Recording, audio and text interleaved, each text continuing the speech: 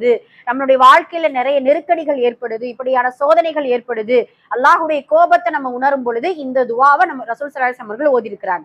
அதுதான் அல்லாஹும்ம லா சஹ்ல இல்லா மா ஜஅல்னஹு சஹ்லன் வ அன்த தஜ்அலுல் ஹுஸ்ன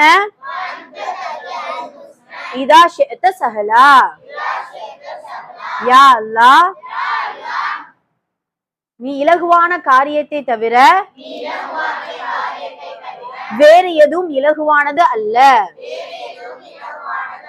நீ நாடிவிட்டால் என் துயரங்களை இலகுவாக்கி விடுவாய். யா அல்லாஹ், என் காரியத்தை இலகுவாக்கி விடுவாயாக.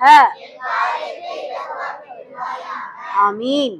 அல்ஹம்துலில்லாஹ். 3 அற்புத துஆக்கள். இந்த 3 துஆவும் கண்டிப்பாக அல்லாஹ்வுடைய கோபத்தை இல்லாமல் ஆக்கிரும் இன்ஷா அல்லாஹ்.